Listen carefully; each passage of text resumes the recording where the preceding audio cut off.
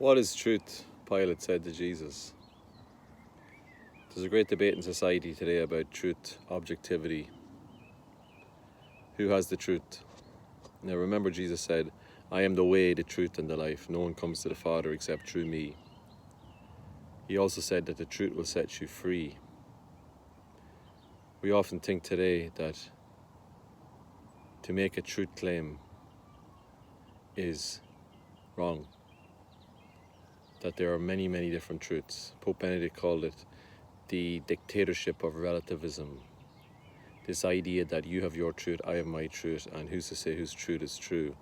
And we all should pursue our own ideas of truth. But no, the church says there's an absolute truth.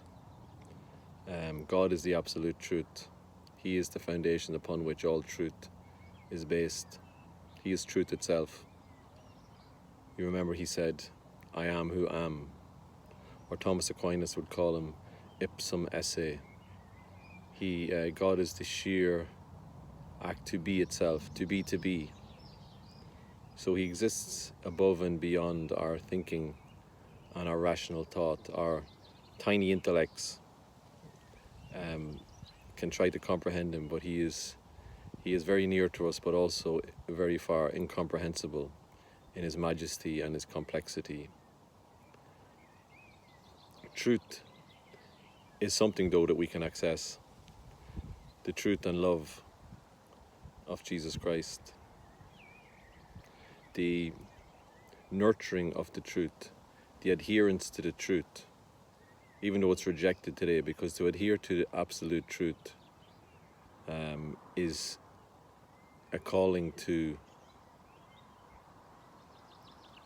a discipline, a calling to a higher way of living. It raises the bar, like in a high jump, the bar gets raised. So to adhere to the truth as we see it as Catholics, it automatically calls us to a higher plane. We have to be accountable to ourselves. We have to be accountable to our neighbours. But to live in that richness, to become exactly who we were meant to be, surely there's no greater prize than that. Surely there's no greater adventure than that. To be called out of ourselves. And again, as Pope Benedict called it, he spoke about, in his famous speech, living in the bunker.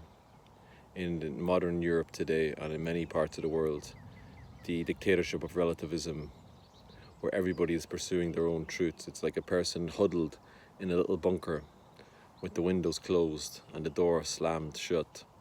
And within that little bunker, we live out our existence in what we would call the pusile anime, the tiny soul, where we're pursuing our own truths alongside somebody else in their bunker who's pursuing their own truths. The pusile anime, where the bunker, you can imagine, is underground. It's dark, it's dingy, it's stale. There's very little beauty and truth and goodness in that bunker. And Pope Benedict spoke about, opening wide the doors of the bunker, letting the fresh air in, opening the windows, allowing the soul to soar. The magna anime, magna, like magnify, to magnify, magnificent, to make the soul swell with God's beauty and truth. That is the ultimate aim. So I don't think we should be